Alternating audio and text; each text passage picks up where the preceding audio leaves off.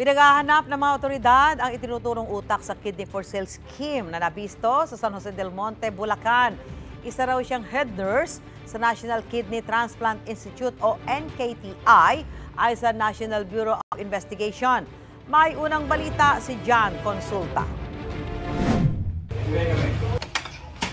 Wala nga ako cellphone. Patay lahat ng cellphone. Sa bahay na ito sa San Jose del Monte, Bulacan, naatunton ang mga umunoy biktima ng organ trafficking. Siyam ang nasagip, 4 sa kanila naoperahan na sa bato o kidney. Ikaw yung bagong opera? Ano pangalan mo? Taga-NBI. Ikaw yung bagong opera? Ay, hindi po. Relax lang ha. Yan. Dito kami para tulungan kayo. Ang iba naman, ooperahan pa lang. Na-recover din ang ibabayad sana sa mga nagpapagaling sa kidney transplant. Nabisto ang hideout dahil sa tip mula sa isang impormante. Nakuha na yung kidney, hindi nila binayaran. So, itinuro yung place kung saan nandun yung mga nakuha na ng organ. Nung na-establish nga natin na meron talagang lugar na ina-house itong mga traffic victims, ay nag-coordinate tayo sa DSWD. Nagre-recruit po sila sa isang Facebook group. Kinakandak po yung pag-extract and pag-transfer ng kanilang kidney sa various hospital. Most of them Filipino.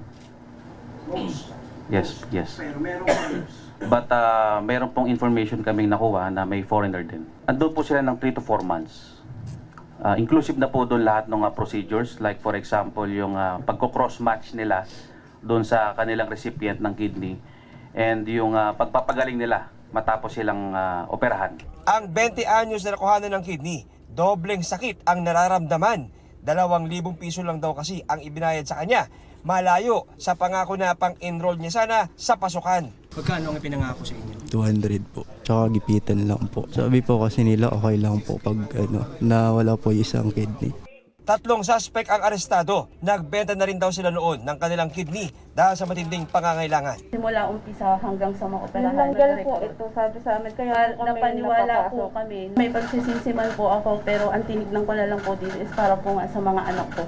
Dahil gagawin ko po lahat para sa 2 anak ko. Ayon sa NBI-NCR, ang pinaka-modus daw ng grupo ay pinagpapanggap nila ng mga kasambahay ng mga kidney recipient ang kanilang mga magiging kidney donor na na-recruit na matagal na rin nila itong mga kasama para payagan silang makapasok sa loob ng ospital at maisagawa ang kidney transplant. Sa loob ng 1 taon, 20 kidney transplant na raw ang na-facilitate nila.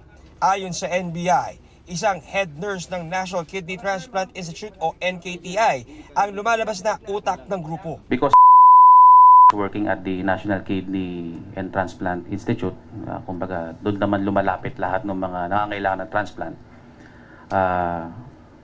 Doon siya nakakuha ng mga customers.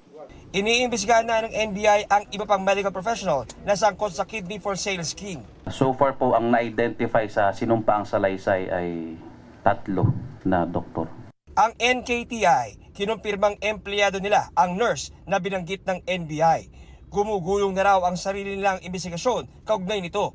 Dagdag pa ng NKTI, tanging lehitimong transaksyon lang kaugnay ng organ donation at transplant ang kanilang kinikilala. Nasampahan na ng reklamo Expanded Anti-Human Trafficking Act ang 3 na aresto at head nurse ng NKTI na at large pa rin hanggang ngayon. Kapag napatunayang may sala, posibleng makulong ng 20 taon at pagbultahin ng 1 hanggang 2 milyong piso.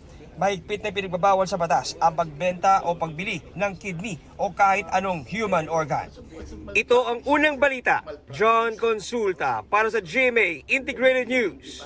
Mga kapuso, para una ka sa mga balita, mag-subscribe sa GMA Integrated News sa YouTube. Sa mga kapuso abroad, subaybayan niyo po kami sa GMA Pinoy TV at sa www.gmanews.tv.